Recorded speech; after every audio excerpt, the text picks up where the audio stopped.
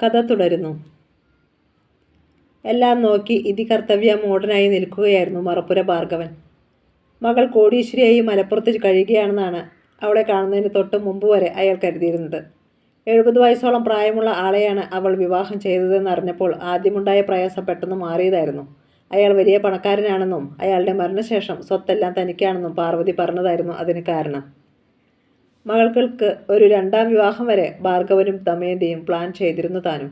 ഇപ്പോൾ പിന്നെ എന്താണ് സംഭവിച്ചതെന്ന് മാത്രം ഇരുവർക്കും മനസ്സിലായില്ല. സമയം സന്ധ്യ. ഇതേവരെ പാർവതി ഒന്നും വിട്ടു പറഞ്ഞിരുന്നില്ല. അവൾ സ്വയം പറയട്ടെ എന്ന് കരുതി ഭാർഗവനും ദമയന്തിയും അങ്ങോട്ട് ഒന്നും ചോദിച്ചുമില്ല. പാർവതി കുളിച്ചു, കുട്ടികളെയും കുളിപ്പിച്ചു വേഷം മാറി. ദമയന്തി ഉണ്ടാക്കി കൊടുത്ത ഇലയട കുഞ്ഞുങ്ങൾക്ക് കൊടുത്തു. ട്രെയിൻ യാത്രയായതുകൊണ്ടാവും അവർ പെട്ടെന്നുറങ്ങി.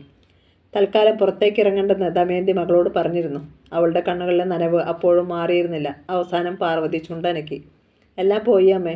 അയാൾ മരിച്ചുപോയോ? മരിച്ചിട്ടൊന്നുമില്ല. അയാൾ വേറെ കല്യാണം കഴിച്ചു. എനിക്കും പിള്ളേർക്കും ഒന്നും തന്നുമില്ല. സ്വത്തുക്കളെല്ലാം പുതിയ ഭാര്യയുടെ പേരിൽ എഴുതി കൊടുത്തിട്ട് വയനാട്ടിൽ എവിടേക്കോ പോയി. പാർവതി ഒന്ന് തേങ്ങി. എന്നെ അങ്ങനെ കല്യാണമായിട്ടൊന്നും നടത്തിയിരുന്നില്ല. പുതിയ ഭാര്യയെ രജിസ്റ്റർ ചെയ്യുകയും ഉണ്ടായി. മലപ്പുറത്ത് അയാളോട് എതിർത്ത് നിൽക്കാൻ പറ്റത്തില്ലെന്നേ. എന്നിട്ടും കഴിഞ്ഞ 5-6 മാസം ഞാൻ പിടിച്ചു നിന്നു. അവസാനം കഴിഞ്ഞൊരു നാൾ പുതിയ ഭാര്യയുടെ ആങ്ങളമാർ വന്ന് താമസിച്ചിരുന്ന വീട്ടിൽ നിന്ന് എന്നെയും പിള്ളേരും അടിച്ചിറക്കി. പാർവതിയുടെ കണ്ണീർ കവിളിലേക്ക് ഇറ്റ് തുടങ്ങി. അതെന്തൊരു പോക്രിത്തരമാ! നിനക്ക് ഞങ്ങളെ വിളിച്ച് വിവരം പറയാൻ വയ്യായിരുന്നോ? അല്ലെങ്കിൽ പോലീസ് സ്റ്റേഷനിൽ പോയി കേസ് കൊടുക്കരുതായിരുന്നോ? ഭാർഗവന് സഹിക്കാൻ പറ്റുന്നില്ല. നിന്ദാഗർഭമായ ഒരു മന്ദഹാസം പാർവതിയുടെ മുഖത്തുണ്ടായി. അച്ഛന് എന്ത് ചെയ്യാൻ പറ്റുമായിരുന്നു? അങ്ങോട്ട് വന്ന് അയാളെ നേരിടുമായിരുന്നോ? എങ്കിൽ അച്ഛൻ്റെ ശവവും ഞാൻ കാണേണ്ടി വന്നേനെ. പിന്നെ പോലീസ്. ഞാൻ അവരുടെ മുന്നിലും പോയി. അവർ പറഞ്ഞത് എന്താണെന്നറിയാമോ? ജീവൻ വേണമെങ്കിൽ രക്ഷപ്പെട്ടോളാൻ, അല്ലെങ്കിൽ അങ്ങേരുടെ ഭാര്യയാണെന്ന് തെളിയിക്കുന്ന രേഖകൾ കാണിക്കാൻ. ആരും മിണ്ടാതെ നിമിഷങ്ങൾ ഘനീഭവിച്ച് കിടന്നു. ഏറെ കഴിഞ്ഞ് ദമയന്തി പറഞ്ഞു. വരാനുള്ളത് വഴിയിൽ തങ്ങത്തില്ലെന്നാണല്ലോ. നിന്റെ ഭാഗത്ത് തെറ്റുണ്ട്. അത്രയും പ്രായമുള്ള ഒരു മനുഷ്യൻ്റെ സ്വത്ത് കണ്ട് നീ ആർത്തി പിടിച്ച് അയാൾക്ക് പിറകെ പോയി. അവർ ദീർഘമായി നിശ്വസിച്ചു. ഇനി അതൊന്നും ഓർത്തിട്ടും പറഞ്ഞിട്ടും കാര്യമില്ല. ഉള്ളതുപോലെ നമുക്ക് ഇവിടെ അങ്ങ് ജീവിക്കാം. എന്നാൽ എങ്ങനെ ജീവിക്കുമെന്നായിരുന്നു അപ്പോൾ ഭാർഗവൻ്റെ മനസ്സിൽ. ഇന്നുവരെ ഭാർഗവൻ ശരീരമനങ്ങിയുള്ള ജോലിക്ക് പോയിട്ടില്ല. കഴിഞ്ഞ കുറേ വർഷങ്ങൾ പാർവതി അയച്ചു കൊടുത്തിരുന്ന പണം കൊണ്ടാണ് കഴിഞ്ഞത്. അല്ലെങ്കിൽ തന്നെ ഇനി താൻ എന്തു പണിക്ക് പോകുവാൻ? പണികളെല്ലാം ഇപ്പോൾ ബംഗാളികളുടെ കയ്യിലുമാണ്. ഇനിയുള്ള ജീവിതം ശൂന്യതയിൽ എന്നതുപോലെ അയാൾ വാതിൽ തുറന്നു മുറ്റത്തേക്കിറങ്ങി. പെട്ടെന്ന് തന്നെ വാതിൽ അടക്കുകയും ചെയ്തു. പക്ഷേ അടുത്ത ദിവസം രാവിലെ തന്നെ പാർവതി തിരിച്ചു വന്ന വിവരം ചിറയിൽ എല്ലാവരും അറിഞ്ഞു. പാർവതിയുടെ 5 വയസ്സുകാരൻ മകൻ മുറ്റത്തേക്ക് ഇറങ്ങിയതായിരുന്നു കാരണം. ചിറയിലൂടെ വന്നവർ കുട്ടിയെ കണ്ടതോടെ ദമയന്തിക്ക് മകളെത്തിയ വിവരം മറച്ചുവെക്കാൻ കഴിഞ്ഞില്ല. എന്നാൽ 1-2 മാസങ്ങൾക്കുള്ളിൽ തന്നെ അവർ തിരിച്ചു പോകുമെന്ന് ദമയന്തി അവരോട് പറഞ്ഞു. അന്ന് ഉച്ചയോടുകൂടി തങ്കച്ചൻ പറഞ്ഞയച്ച ഇവന്റ് മാനേജ്മെൻറ്റിലെ ചിലർ പല്ലവിയുടെ പുതിയ വീട്ടിലെത്തി. അവർ വീടിന് മുന്നിൽ മനോഹരമായ ഒരു ചെറിയ പന്തലിട്ടു. പിന്നെ വീടിൻ്റെ ചുറ്റുപാടും വർണ്ണ ബൾബുകൾ കൊണ്ട് അലങ്കരിച്ചു. അടുത്ത ദിവസം ബുഫേ സംവിധാനമാണ് ഏർപ്പെടുത്തിയത്. വരുന്നവർക്കൊക്കെ ചൂടുള്ള ഭക്ഷണം കൊടുക്കുക, അതോടൊപ്പം വ്യത്യസ്തമായ ശീതള പാനീയങ്ങളും. 4 മണിയോടെ ഹരിലാലും എത്തി. മാധവനും ഭാനുമതിയും മറ്റും താമസിച്ചിരുന്ന വാടക വീട്ടിൽ നിന്ന് കൊള്ളാവുന്ന സാധനങ്ങൾ മാത്രം കൊണ്ടുപോന്നു. രാത്രിയിൽ അവിടെ കിടക്കുവാൻ പായും തലയണയും മറ്റും സൂക്ഷിച്ചിട്ടുണ്ട്. അന്ന് നേരത്തെ AC റോഡിലെ അവരുടെ കട അടച്ചു. സഖാവ് കരുണനും എത്തി. എല്ലാവരും പുതിയ വീടിൻ്റെ മുന്നിലെ പന്തലിൽ നിരത്തിയ കസേരകളിൽ ഇരുന്നു. ദമയന്തിയുടെ നിർബന്ധപ്രകാരം മറപ്പുര ഭാർഗവനും വന്നു. കുറച്ചു കഴിഞ്ഞപ്പോൾ ഷാപ്പ് കോൺട്രാക്ടർ ദേവസ്യയും. അവരെപ്പോഴും എത്തുമെന്ന് വല്ലതും പറഞ്ഞോ? ദേവസ്യ മാധവനെ നോക്കി. കൃത്യമായി അറിയത്തില്ല, എന്നാലും 11 മണിക്ക് അപ്പുറം പോകത്തില്ല. ബാലു മുറികളിലൂടെ കയറിയിറങ്ങി. വീട് മുഴുവൻ വെളിച്ചത്തിൽ കുളിച്ചു നിൽക്കുകയാണ്. പുറത്തെ ലൈറ്റുകളുടെ അലങ്കാരങ്ങൾ പുത്തനാറിന് അക്കരെ നിൽക്കുന്നവരെ പോലും ഭ്രമിപ്പിക്കുന്നതായിരുന്നു. ബാലു 2ാം നിലയിലെ ചെറിയ സിറ്റൗട്ടിൽ നിന്ന് പുത്തനാറിലേക്ക് നോക്കി. അവിടെ നിന്ന് വീശുവന്ന കാറ്റ് അവനെ തഴുകി. ഇനി എത്ര വെള്ളപ്പൊക്കമുണ്ടായാലും പേടിക്കണ്ട, അവൻ ഓർത്തു. അപ്പുറത്തെ ഭാർഗവനങ്കിളുടെ വീടിനേക്കാളും ഉയരമുണ്ട് ഈ വീടിന് എന്ന കാര്യം അവനെ ആഹ്ലാദിപ്പിച്ചു. ഇതിനിടെ പാർവതി മടങ്ങി വന്ന കാര്യം അറിഞ്ഞ് മാധവനും ഭാനുമതിയും മറ്റും ഭാർഗവൻ്റെ വീട്ടിൽ പോയി. അവളെയും മക്കളെയും കണ്ടു. എല്ലാവരുടെയും മുന്നിൽ സന്തോഷം ഭാവിക്കാൻ പാർവതി കഴിവതും ശ്രമിച്ചു. രാത്രി 10 മണിയോടെ കരുണനും ദേവസ്യയും മടങ്ങി. ഹരിലാൽ നേരത്തെ പോയിരുന്നു. തങ്കച്ചനും പാചകക്കാരുമൊക്കെ അവിടെയുണ്ട്. വീട് നോക്കണമെന്ന് അവരോട് പറഞ്ഞിട്ട് ബാലുവിനെ അയച്ച് ഒരു ഓട്ടോ വരുത്തി ഭാനുമതി. ശേഷം അവരും മാധവനും ബാലുവും കൂടി അതിൽ വാടക വീട്ടിലേക്ക് പോയി. അപ്പോഴും ഭാനുമതിയുടെ ഉള്ളിൽ ഒരു സംശയം ബാക്കി കിടന്നു. ഗോപിദാസ് ഏത് രൂപത്തിലാകും എത്തുക? അടുത്ത ദിവസം ഭാനുമതി അന്ന് ഷാപ്പിലേക്കുള്ള കറികൾ തയ്യാറാക്കിയിരുന്നില്ല. ദേവസ്വയോട് നേരത്തെ തന്നെ അവർ അക്കാര്യം പറഞ്ഞിരുന്നു. പുലർച്ചെ 4 മണിക്ക് ബാലു സൈക്കിളിൽ തങ്ങളുടെ പുതിയ വീട്ടിലേക്ക് പോന്നു. 5 മണിക്ക് എത്തുവാൻ തലേന്ന് തന്നെ ഓട്ടോ ഏർപ്പാടാക്കിയിരുന്നു ഭാനുമതി. കൃത്യസമയത്ത് ഓട്ടോ എത്തി. മാധവനും ഭാനുമതിയും തയ്യാറായി ഇരിക്കുകയായിരുന്നു. അവരും ഒന്നാം കരയ്ക്ക് പോന്നു. ഇവന്റ് മാനേജ്മെന്റ് ഉടമ തങ്കച്ചൻ്റെയും മകൻ ബിൽജിയുടെയും നേതൃത്വത്തിൽ ഭക്ഷണങ്ങൾ ഒരുക്കുന്നതിൻ്റെ തയ്യാറെടുപ്പുകൾ നടക്കുകയാണ്. എങ്കിലും ഭാനുമതി എല്ലാം ഒരിക്കൽ കൂടി ശ്രദ്ധിച്ചും ചോദിച്ചറിഞ്ഞും തൃപ്തിപ്പെട്ടു. നേരം പുലർന്നു. തൊട്ടടുത്ത വീട്ടിൽ മറപ്പുര ഭാർഗവൻ്റെ ഫോൺ ശബ്ദിച്ചു. അയാൾ അതെടുത്തു നോക്കി. ദത്തനാണ്. ഈ കോൾ എന്താണ് വരാത്തതെന്ന് അല്പം മുമ്പും അയാൾ ഓർത്തതേയുള്ളൂ. ഭാർഗവൻ അറ്റൻഡ് ചെയ്തു. മുതലാളി. ആ ഭാർഗവ, ഞാനൊരു കാര്യം പറഞ്ഞിരുന്നില്ലേ? എന്താ മുതലാളി? ഭാർഗവൻ അജ്ഞത നടിച്ചു. ദേ, നീ എന്നെ കൊണ്ട് രാവിലെ തെറി പറയിക്കല്ലേ? ഞാൻ പറഞ്ഞ കാര്യം മറന്നുപോയോ? ഇന്നല്ലേ അപ്പുറത്തെ ഹൗസ് വാമിങ്? ഞാനും അമ്മാവിയപ്പനും തമ്മിലുള്ള പിണക്കമൊക്കെ നീ മാറ്റി തരണമെന്ന് പറഞ്ഞിരുന്നില്ലേ ഞാൻ? ദത്തൻ്റെ ശബ്ദത്തിൽ കുറ്റപ്പെടുത്തൽ. ഓ, അതാണോ? ഞാൻ എന്ത് ചെയ്യണമെന്ന് മുതലാളി പറഞ്ഞാൽ പോരെ? മുറ്റത്ത് നിന്നുകൊണ്ട് ഭാർഗവൻ മതിലിന് പുറത്തുകൂടി അപ്പുറത്തേക്ക് എത്തി നോക്കി. അവിടുത്തെ ഒരുക്കങ്ങൾ കണ്ടിട്ട് അയാൾക്ക് സഹിക്കാനാവുന്നില്ല. ദത്തൻ പറഞ്ഞു. 10 മണിയാകുമ്പോൾ എൻ്റെ കാറ് 1-ാം കരയിലെത്തും. പാലത്തിനടുത്ത് നീ ഉണ്ടാവണം. ബാക്കി കാര്യങ്ങൾ അപ്പോൾ പറയാം. ശരി മുതലാളി. ഭാർഗവൻ കോൾ മുറിച്ചു. എന്താവും ദത്തൻ്റെ പദ്ധതിയെന്ന് യാതൊരു ഊഹവും കിട്ടിയില്ല ഭാർഗവന്. 9 മണിയായപ്പോൾ ഗോപിദാസിൻ്റെ വീട്ടിൽ സഖാവ് കരുണനും സുരേഷിനും മറ്റുമെത്തി. അവിടെ ഉച്ചത്തിലുള്ള ചിരിയും സംസാരവുമൊക്കെ ഉയർന്നു. ഭാർഗവൻ കടപ്പല്ലമർത്തി. നിങ്ങളിങ്ങനെ നിൽക്കാതെ അപ്പുറത്തേക്കൊന്ന് പോകുന്നില്ലേ മനുഷ്യ? ഒന്നുമല്ലേലും അയൽക്കാരല്ലേ? ആൾക്കാർ എന്തു പറയും? ദമയന്തി ഭർത്താവിനെ കുറ്റപ്പെടുത്തി. അയാൾ അവളെ രൂക്ഷമായി ഒന്ന് നോക്കുക മാത്രം ചെയ്തു. ദമയന്തി കുളിച്ചൊരുങ്ങിയിരുന്നു. അവർ ഗോപിദാസിൻ്റെ വീട്ടിലേക്ക് പോയി. പാർവതിയെയും അവർ വിളിച്ചെങ്കിലും താനും കുട്ടികളും പിന്നീട് വന്നോളാമെന്ന് അവൾ പറഞ്ഞു. തന്നെ കാണുമ്പോൾ ആൾക്കാർക്ക് 100 കൂട്ടം വിശേഷങ്ങൾ അറിയണമെന്നുണ്ടാവും. പ്രത്യേകിച്ചും സ്ത്രീകൾക്ക്. അവരോട് മറുപടി പറയുവാനുള്ള മാനസികാവസ്ഥയിലല്ല താനെന്ന് പാർവതിക്ക് അറിയാമായിരുന്നു. 9:45 ആയപ്പോൾ ഭാർഗവൻ ഗോപിദാസിൻ്റെ വീട്ടിൽ ചെന്നു. അല്പനേരം അവിടെ ചിലവഴിച്ചിട്ട് സൂത്രത്തിൽ 1-ാം കരയ്ക്ക് നടന്നു. പാലത്തിനടുത്ത് ദത്തൻ്റെ സ്കോർപിയോ കാത്തു കിടക്കുകയായിരുന്നു. ദത്തൻ മാത്രമേ അതിലുണ്ടായിരുന്നുള്ളൂ. കയറിയിരിക്കെ, അയാൾ ഭാർഗവനോട് പറഞ്ഞു. ഭാർഗവൻ മുൻസീറ്റിൽ കയറിയിരുന്നു. ദത്തൻ വണ്ടി മെല്ലെ മുന്നോട്ടെടുത്തു. ഞാൻ എന്താ മുതലാളി ചെയ്യേണ്ടത്? ആരെയും ദ്രോഹിക്കുന്ന കാര്യമൊന്നുമല്ല ഭാർഗവ. അയാൾ പിൻസീറ്റിലേക്ക് ഒരു ആംഗ്യം കാണിച്ചു. ആ പാത്രം കണ്ടോ? ഭാർഗവൻ തിരിഞ്ഞു നോക്കി. ഒരു വലിയ സ്റ്റീൽ തൂക്കുപാത്രം അവിടെയുണ്ടായിരുന്നു. ദത്തൻ തുടർന്നു. പിണങ്ങി നിൽക്കുന്നവർക്ക് തമ്മിലടുക്കുവാൻ എന്താണ് ഏറ്റവും നല്ലതെന്ന് തനിക്കറിയാമോ? മദ്യമല്ലേ? പെട്ടെന്നായിരുന്നു ഭാർഗവൻ്റെ ചോദ്യം. ദത്തൻ ചിരിച്ചു. നിനക്കതിൻ്റെ കാര്യം മാത്രമേ ഓർമ്മയുള്ളൂടാ.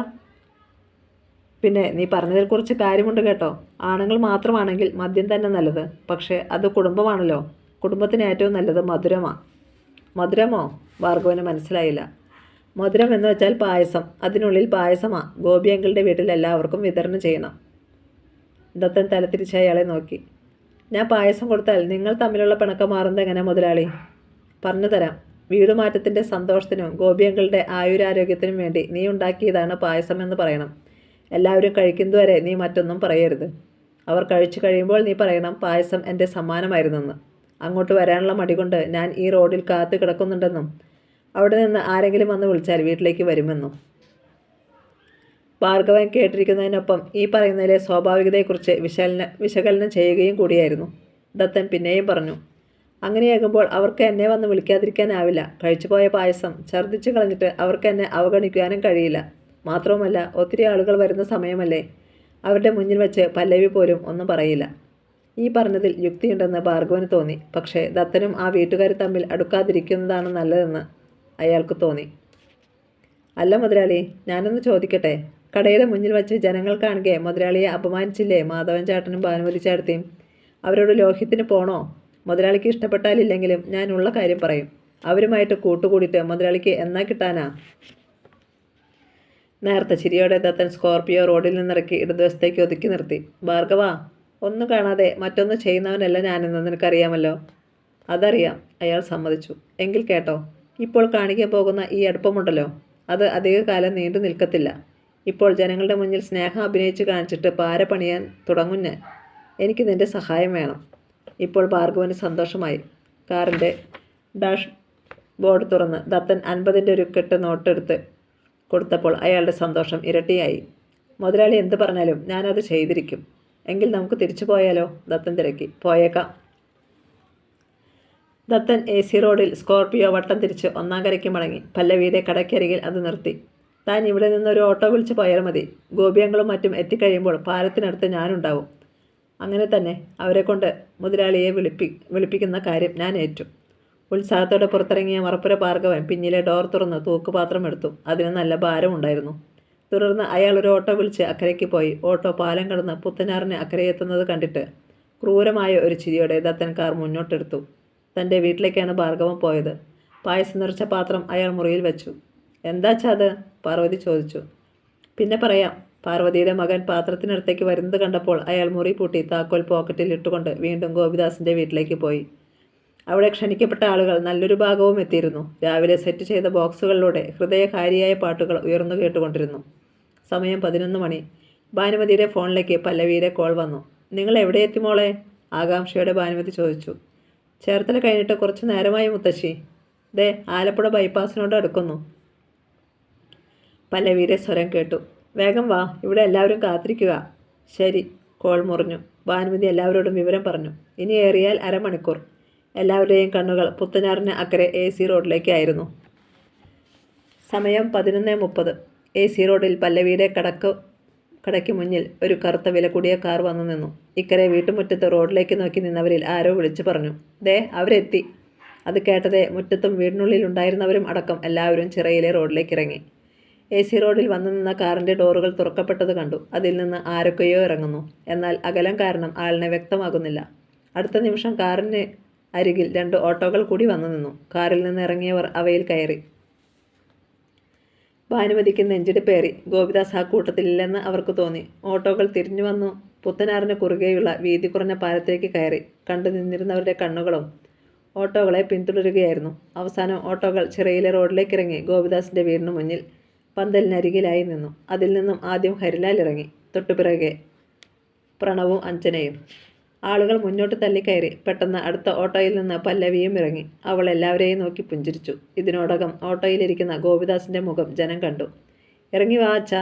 പല്ലവി അകത്തേക്ക് കൈനീട്ടി. ആ കരം കവർന്ന് ഗോപിദാസ് പുറത്തിറങ്ങി നിവർന്നു നിന്നു. ആർക്കും വിശ്വസിക്കാൻ കഴിഞ്ഞില്ല. അമേരിക്കയ്ക്ക് വീൽചെയറിൽ കൊണ്ടുപോയ ഗോപിദാസ് അല്ല ഇത്. പ്രായപകുതി കുറഞ്ഞതുപോലെ ക്ഷീണിച്ച ശരീരത്തിന് പകരം ആരോഗ്യമുള്ളത്. അയാൾ കുറെ കൂടി വെളുത്തിരിക്കുന്നു. പാൻറ്റും ഷർട്ടുമാണ് ഇപ്പോഴത്തെ വേഷം. ഗോപിദാസും എല്ലാവരെയും നോക്കി ചിരിച്ചു. ഇങ്ങനെയൊരു മാറ്റം എനിക്കുണ്ടാവുമെന്ന് ആരും കരുതി കാണില്ല അല്ലേ ഗോപി? ഭാനുമതി ആൾക്കാർക്കിടയിലൂടെ വന്ന് അയാളെ കെട്ടിപ്പിടിച്ചു. പിന്നെ അയാളെ തടവിക്കൊണ്ട് അടിമുടി നോക്കി. ബാലു എല്ലാം കണ്ടുകൊണ്ട് നിൽക്കുന്നത് പല്ലവി ശ്രദ്ധിച്ചു. നീ എന്താടാ അകന്ന് നിൽക്കുന്നേ? ഞങ്ങളെയൊക്കെ ഇത്ര വേഗം അങ്ങ് മറന്നോ? വന്നേടാ.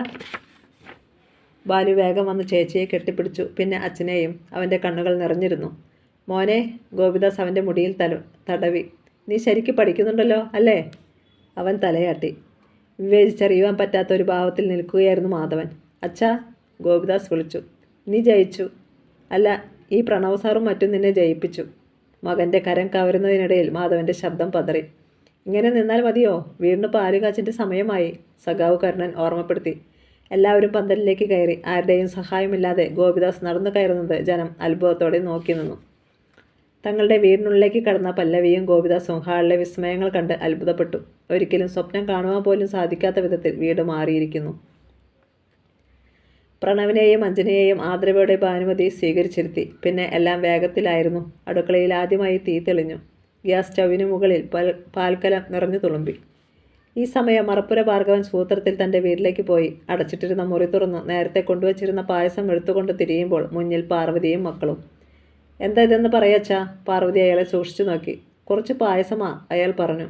എന്നിട്ടാണോ കുഞ്ഞുങ്ങൾക്ക് പോലും ഇത്തിരി കൊടുക്കാതെ അച്ഛൻ ഇത് മാറ്റിവെച്ചത്? പാർവതിയുടെ ശബ്ദത്തിൽ കുറ്റപ്പെടുത്തൽ. ഭാർഗവൻ ഒന്ന് വിളറി. അത് നീ ഒരു പാത്രം ഇങ്ങ് കൊണ്ടുവാ. അവളൊരു സ്റ്റീൽ ചരുവവും തവിയും കൊണ്ടുവന്നു. ഭാർഗവൻ 4-5 തവി പായസം കോരി അതിലേക്ക് ഒഴിച്ചു കൊടുത്തു. പാർവതി അത് മക്കൾക്ക് കൊടുക്കുന്നതും ആർത്തിയോടെ അവർ അത് കുടിക്കുന്നതും അല്പനേരം നോക്കി നിന്നിട്ടാണ് ഭാർഗവൻ ഗോപിദാസിൻ്റെ വീട്ടിലേക്ക് പോയത്. അവിടെ ക്ഷണിക്കപ്പെട്ടവർക്ക് ഭക്ഷണം കൊടുക്കാനുള്ള തയ്യാറെടുപ്പിലായിരുന്നു ഇവൻറ്റ് മാനേജ്മെൻറ്റുകാർ. തങ്കച്ചൻ യൂണിഫോം ധരിച്ച തൻ്റെ ആളുകൾക്ക് നിർദ്ദേശം നൽകുന്നു. 25 പേർക്ക് ഒരേ സമയം കഴിക്കുവാനുള്ള പാകത്തിലായിരുന്നു കസേരകളും ഡെസ്കും നിരത്തിയിരുന്നത്. അവയിലൊക്കെ ആളുകൾ ഇരുന്നു കഴിഞ്ഞു. വിളമ്പുകാർ അവർക്ക് മുന്നിൽ പ്ലേറ്റുകൾ നിരത്തി തുടങ്ങി. വീടിനുള്ളിൽ പ്രണവിനോടും അഞ്ജനയോടും സംസാരിക്കുകയാണ് മാധവനും ഭാനുമതിയും സഖാവ് കർണനും ഷാപ്പുടമ ദേവസ്യയുമൊക്കെ. ഗോപിദാസും പല്ലവിയും ബാലുവും അവർക്കരികിലുണ്ട്. എന്നാലും നിന്നെക്കുറിച്ച് ചോദിച്ചപ്പോഴൊന്നും ഇവളോ ഒന്നും വിട്ടു പറഞ്ഞില്ല ഗോപി. ഭാനുമതി പല്ലവിയെ ഒന്ന് നോക്കിയിട്ട് പരാതിപ്പെട്ടു. ഗോപിദാസ് മറുപടി പറയും മുമ്പ് പല്ലവി അറിയിച്ചു. ഒരു സസ്പെൻസായി ഇരിക്കട്ടെ എന്ന് കരുതി മുത്തശ്ശി. പറഞ്ഞറിയിക്കുന്നതിനേക്കാൾ നല്ലത് നേരിൽ കാണുമ്പോൾ ഉണ്ടാകുന്ന സന്തോഷമല്ലേ? അമർത്തി മൂളിക്കൊണ്ട് ഭാനുമതി എന്തോ പറയുവാൻ ഭാവിക്കുമ്പോൾ മറപ്പുര ഭാർഗവൻ കടന്നു വന്നു. വല്ലതും കഴിക്കും മുമ്പ് എൻ്റെ വക ഇത്തിരി പായസം. അയാൾ പാത്രം ടീപ്പോയ്ക്ക് മീതെ വെച്ചു. മോളെ പല്ലവി, കുറച്ച് ഗ്ലാസ്സിങ് എടുക്ക്, ഭാർഗവൻ പറഞ്ഞു. ഇതെന്ത് അത്ഭുതം എന്ന ഭാവത്തിൽ പല്ലവി കിച്ചണിലേക്ക് തിരിഞ്ഞതും ഭാർഗവൻ്റെ വീട്ടിൽ നിന്ന് ഒരു നിലവിളി ഉയർന്നതും ഒന്നിച്ചായിരുന്നു. അച്ഛാ, അമ്മേ, ഓടിവാ. പാർവതിയുടെ ശബ്ദമാണ് അതെന്ന് തിരിച്ചറിഞ്ഞ ഭാർഗവൻ വെട്ടിത്തിരിഞ്ഞ് പുറത്തേക്ക് പാഞ്ഞു. പിറകെ പന്തലിൽ നിൽക്കുകയായിരുന്നു ദമയന്തി. എന്തോ അത്യാഹിതം സംഭവിച്ചെന്ന് ഉറപ്പായ ആളുകളും അവിടേക്ക് ഓടി. ഭക്ഷണം കഴിക്കുവാനിരുന്നവർ പോലും. മുറിയിലേക്ക് ഓടിക്കയറിയ ഭാർഗവനും ദമയന്തിയും ഇടിവെട്ടേറ്റ അവസ്ഥയിൽ ഒരു നിമിഷം നിന്നു. പാർവതിയുടെ കൈകളിൽ കിടന്ന് പിടയുകയാണ് കുട്ടികൾ. അവരുടെ വായിലൂടെ രക്തം കലർന്ന സോപ്പ് കഥ കണക്ക് എന്തോ ഒലിച്ചിറങ്ങുന്നു. ചതിച്ചോ എൻ്റെ ഭഗവതി? ദമയന്തി അലമുറയിട്ടുകൊണ്ട് മകൾക്ക് നേരെ ചീറി. നീ ഇതുങ്ങൾക്ക് എന്താടി കൊടുത്തത്? അച്ഛൻ തന്ന പായസം, അവൾ പറയുന്നത് ഓടിയെടുത്തവർ കേട്ടു. വേഗം വണ്ടി വിളിക്കേ, ആരോ വിളിച്ചലറി. റോഡിൽ ഒരു ഓട്ടോ ഉണ്ടായിരുന്നു. തങ്കച്ചൻ വന്നത്. കുട്ടികളെ അതിൽ കയറ്റി പാർവതിയും ദമയന്തിയും ഒപ്പം കയറി. ഭാർഗവൻ ഡ്രൈവർക്കൊപ്പവും. ഓട്ടോ പാഞ്ഞുപോയി. ആ പായസം ആരും കുടിക്കരുത്, സഖാവ് കർണൻ പല്ലവിയോടും മറ്റും പറഞ്ഞു. സംഭവിച്ചത് എന്താണെന്നറിയാതെ ആളുകൾ പരസ്പരം നോക്കി. 1 മണിക്കൂർ കഴിഞ്ഞപ്പോൾ ആ വാർത്തയെത്തി. പാർവതിയുടെ 2 കുഞ്ഞുങ്ങളും മരിച്ചു. പോലീസെത്തി. ഗോപിദാസ് അവരോട് കാര്യങ്ങൾ വിശദീകരിച്ചതനുസരിച്ച് പല്ലവിയുടെ വീട്ടിൽ ഭാർഗവൻ കൊണ്ടുവന്ന പായസം അവർ കസ്റ്റഡിയിലെടുത്തു. ഇതിനിടെ മറ്റൊന്നുകൂടി അവിടെ അറിഞ്ഞു. ഭാർഗവൻ പോലീസിനെ വെട്ടിച്ച് കടന്നു കളഞ്ഞു. രാത്രി പ്രണവും അഞ്ജനയും മാതൃദേശം ചാനൽ റിപ്പോർട്ടറിൽ ഹരിലാലും അടുത്തൊരു ദിവസം വരാമെന്ന് പറഞ്ഞ് മടങ്ങിയിരുന്നു. തങ്കച്ചൻ്റെ പണിക്കാർ ആ വീട്ടുമുറ്റത്ത് നിർമ്മിച്ച പന്തലഴിച്ച് ഭാർഗവൻ്റെ മുറ്റത്തേക്ക് മാറ്റി സ്ഥാപിക്കുകയാണ്. മൃതദേഹങ്ങൾ അടുത്ത ദിവസം പോസ്റ്റ്മോർട്ടം കഴിഞ്ഞേ കിട്ടൂ. വീടിനുള്ളിൽ കരഞ്ഞും തേങ്ങിയും ദമയന്തിയും പാർവതിയും ഉണ്ടായിരുന്നു.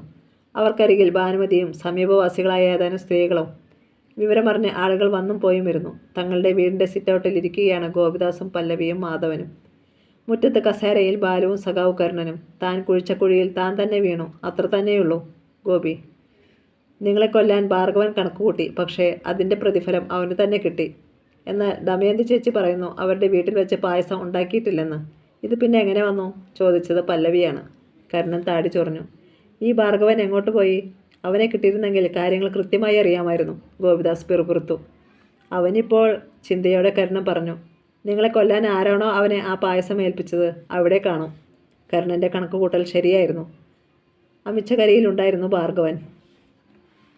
ആറ്റുതീരത്ത് ദത്തൻ്റെ അരികിൽ കൽക്കെട്ടിൽ ആറ്റിലേക്ക് കാൽ നീട്ടിയിട്ടിരിക്കുകയായിരുന്നു ഇരുവരും. എന്നാലും മുതലാളി, എന്നോട് ഈ ചതി ചെയ്യാൻ പാടില്ലായിരുന്നു, കരയുകയാണ് ഭാർഗവൻ. നിന്നെ ചതിക്കാനല്ലല്ലോ ഞാൻ അങ്ങനെ ചെയ്തത്, അവരെ തീർക്കാനല്ലേ. അയാളൊരു കുപ്പിയെടുത്ത് ഭാർഗവനെ നീട്ടി. നീ ഇതങ്ങോട്ട് പിടിപ്പിക്കേ. ഭാർഗവൻ കള്ളുകുപ്പി വാങ്ങി. ഞാൻ ഇനി മോളോടും ദമയന്തിയോടും എന്നാ പറയും മുതലാളി? അയാൾ അല്പം കള്ളു കുടിച്ചു. നല്ല നിലാവുണ്ടായിരുന്നു. തണുത്ത കാറ്റും. നിലാവ് വെള്ളത്തിൽ വീണ വെള്ളിത്തളിക കണക്കെ ആറ്റ് ഇളകിക്കൊണ്ടിരുന്നു. ഞാനാണിതിൻ്റെ പിറകിലെന്ന് നീ ആരോടും പറയരുത്. നിന്നെ ഞാൻ കേസിൽ നിന്ന് ഊരി തന്നിരിക്കും. കൂടെ 50 ലക്ഷം രൂപയും. ദത്തൻ അയാളെ പ്രോത്സാഹിപ്പിക്കുകയാണ്. നീ തന്നെയല്ലേ പറഞ്ഞത് മകളെ കളഞ്ഞിട്ട് മലപ്പുറത്തുകാരെ പോയെന്ന്? 2 കുട്ടികളെ വളർത്താനും അവരുടെ കാര്യങ്ങൾ നോക്കാനും നിന്റെ കയ്യിൽ പണമുണ്ടായിരുന്നോടാ? ഇല്ല, ഭാർഗവൻ സമ്മതിച്ചു. അപ്പോൾ പിന്നെ അവർ മരിക്കുന്നതല്ലായിരുന്നോ നല്ലത്? മകളെ കുട്ടികളെയും കൊണ്ട് മടങ്ങി വന്നത് നിനക്ക് ഇഷ്ടമായില്ല. അവരെ വളർത്താൻ കഴിവില്ലാത്തതുകൊണ്ടാണ് ഇങ്ങനെ ചെയ്തതെന്ന് പോലീസിനോട് പറഞ്ഞാൽ മതി. ദത്തൻ നയം വ്യക്തമാക്കി. അപ്പോൾ പായസവും കൊണ്ട് ഗോപിയുടെ വീട്ടിൽ ചെന്നത് എന്തിനാന്ന് പോലീസ് ചോദിച്ചാൽ? അതോ? ദത്തൻ ഒരു നിമിഷം ചിന്തിച്ചു. ഏതായാലും അവർ പായസം കഴിച്ചില്ലല്ലോ. നിന്റെ വീട്ടിൽ നിന്ന് അത് മാറ്റുവാൻ അപ്പോൾ വേറെ വഴികളൊന്നും ഉണ്ടായിരുന്നില്ലെന്ന് പറഞ്ഞാൽ മതി. ഭാർഗവൻ വെറുതെ മൂളി. പിന്നെ കുപ്പിയിലെ കള്ളു തീർത്ത ശേഷം കാലിക്കുപ്പി ആറ്റിലേക്ക് വലിച്ചെറിഞ്ഞു. ഞാൻ തരുന്ന 50 ലക്ഷം രൂപ കൊണ്ട് ഇനിയുള്ള കാലം നിനക്കും കുടുംബത്തിനും സുഖമായി ജീവിക്കാമെടാ. കേസ് നടത്തുന്ന ചെലവും ഞാൻ വഹിച്ചോളാം.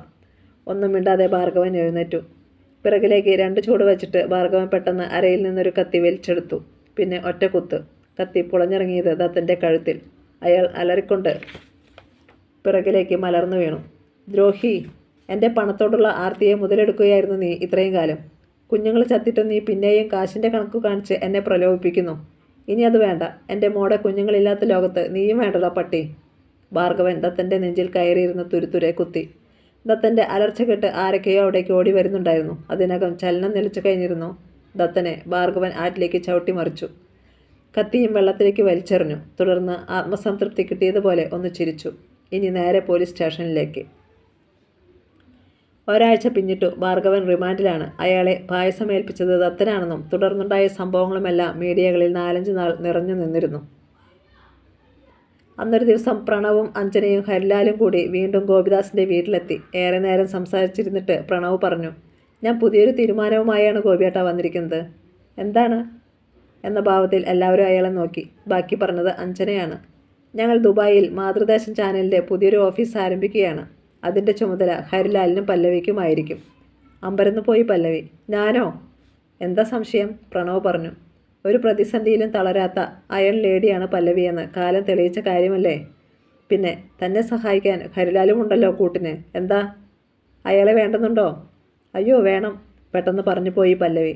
അടുത്ത നിമിഷം അബദ്ധം പിണഞ്ഞതുപോലെ അവൾ തല കുനിച്ചു. അത് കണ്ട് എല്ലാവരും പൊട്ടിച്ചിരിച്ചു. എനിക്ക് സമ്മതമാ പ്രണവ് സാറേ, ഗോപിദാസ് പറഞ്ഞു. പക്ഷേ എന്നെ ഒരിക്കൽ ദുബായിൽ കൊണ്ടുപോകണം, ബാലുവിൻ്റെ ആവശ്യം. അതൊക്കെ ഏറ്റു. ആദ്യം നീ നല്ലതുപോലെ പഠിക്കണം, പറഞ്ഞത് ഹരിലാലാണ്. പക്ഷേ അച്ഛൻ്റെ കാര്യം? പല്ലവി പകുതിക്ക് നിർത്തി. ഞാനും നിൻ്റെ വല്യച്ഛനും ഇപ്പോഴൊന്നും ചാകത്തില്ല മോളെ. ഗോപിയെ ഞങ്ങൾ നോക്കിക്കോളാം, ഭാനുമതി ഉറപ്പ് കൊടുത്തു. പല്ലവി ഹരിലാലിനെ ഒന്ന് നോക്കി. അവൻ്റെ കണ്ണുകളിൽ അനുരാഗത്തിൻ്റെ തിരയിളക്കം അവൾ കണ്ടു. അവളുടെ കീഴ്ചുണ്ടിലും ഒരു വിറയൽ മിന്നി. ഈ കഥ ഇവിടെ അവസാനിച്ചു.